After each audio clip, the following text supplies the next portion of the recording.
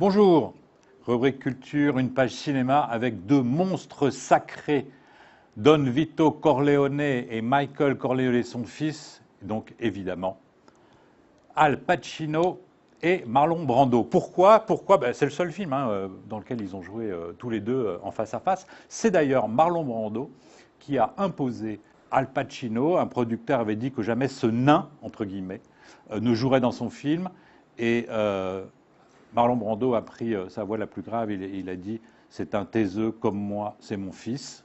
La messe était dite et donc on connaît la suite. Alors, pourquoi je vous parle de Brando et de Pacino aujourd'hui? Eh bien, c'est parce que les Cahiers du cinéma sortent deux livres absolument magnifiques.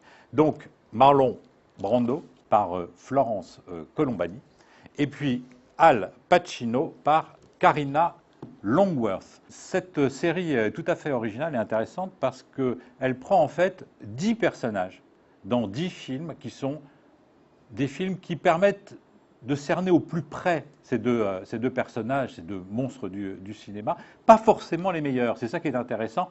D'ailleurs, on peut dire que dans celui sur Al Pacino, il se fait épingler par l'auteur à 2 ou 3 reprises. Alors, la liste des films, quand même, on se fait toujours plaisir. Stanley Kowalski, c'est dans Un tramway nommé Désir. Marc-Antoine, c'est dans Jules César. Terry Malloy, c'est Sur les quais. Napoléon Bonaparte, c'est Désiré. Rio, c'est La vengeance aux deux visages, le seul film que Marlon Brando a réalisé lui-même. Fletcher Christian, Les révoltés du Bounty. Le Major Weldon Penderton, c'est Reflet dans un œil d'or de John Huston, film absolument extraordinaire où Marlon Brando montre à quel point son masochisme pouvait le pousser à des extrémités incroyables. Don Vito Corleone et bien sûr Paul dans Dernier Tango à Paris et le colonel Kurtz dans Apocalypse Now. Voilà, donc c'est absolument passionnant. Justement, elle traite ce problème des tendances autodestructrices, du masochisme, de Marlon Brando. Il y a des anecdotes absolument savoureuses, il y a une iconographie formidable. Alors passons maintenant à Al Pacino. Eh bien, évidemment, Michael Corleone pour la trilogie du Parrain, L'Épouvantail, Serpico, Un après-midi de chien, Justice pour tous, Scarface, Tony Montana.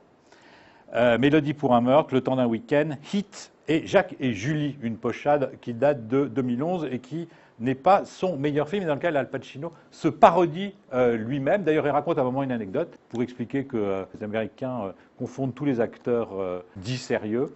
Et il raconte une anecdote, et puis ben non, celle-là c'était une anecdote de Marlon Brando. Voilà, donc deux livres absolument exceptionnels, avec une iconographie exceptionnelle, que je vous engage vivement à acheter et à lire.